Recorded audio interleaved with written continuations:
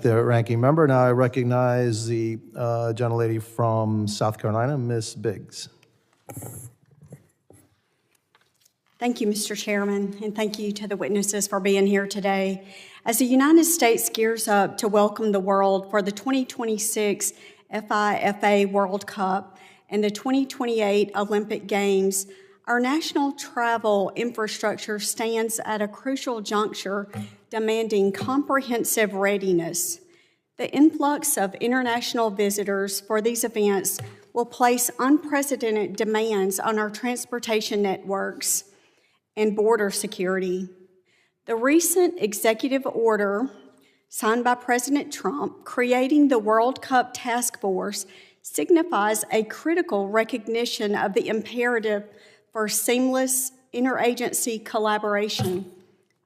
This dedicated task force will be instrumental in strategically preparing our ports of entry, modernizing airport facilities and operations, and fortifying supporting systems such as customs and border protection, security protocols, and transportation logistics.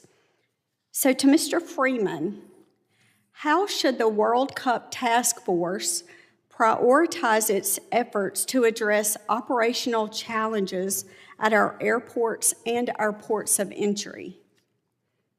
Thank you for the question, Congresswoman. I think it's critical as the World Cup Task Force gets up and running that first we acknowledge we're already behind the 8 ball. The World Cup starts in about 15 months. Other countries are already planning, for the 2029 World Cup, the 2030 World Cup. That planning is already ahead of where we are. So we've got to acknowledge we're already behind the 8 ball. I have all the faith in the world in the local destinations that are hosting the World Cup. They have been coordinating. I think they're going to do a great job. The question really becomes in terms of getting people to the games, moving about the U.S. and moving into the United States.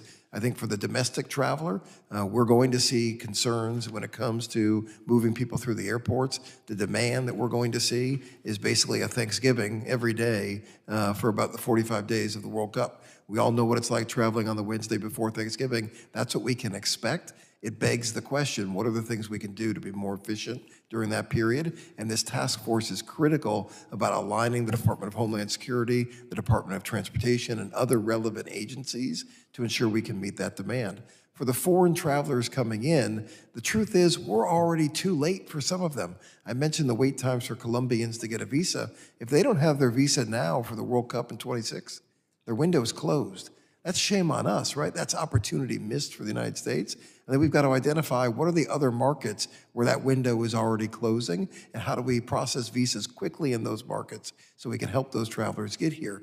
When we know they're coming, customs will be the final area where this task force has to work closely with DHS, with other elements of the government to ensure that we don't have 2, 3, 4-hour wait times to get through Miami, to get through LAX, to get through JFK. That is a tremendous concern of ours. There is nothing more predictable than when a plane is going to land, how many people are on it, and who those people are. So there's no excuse to not be staffed appropriately to move these travelers through, and that's where the task force needs to be focused.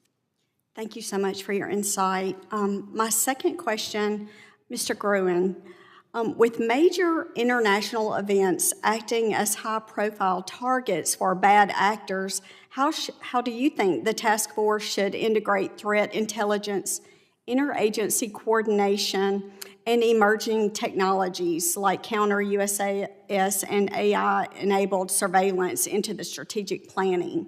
Thank you, Congresswoman. Your second point, technology needs to be procured and deployed now. So we recommend 12 months out from events to really get the technology on the ground, get the personnel trained, and run through different scenarios to mitigate threats. So we believe the task force needs to do that aspect. Part of that is also going to be authorities to enable local and state law enforcement to have the authorities to mitigate large threats such as drones when they're on the ground. So again, prioritizing that we are behind the power curve on this. We need the task force to prioritize the procurement and deployment of technologies and the training of personnel so that we have adequate protection. Thank you so much. My time has expired, so I yield back.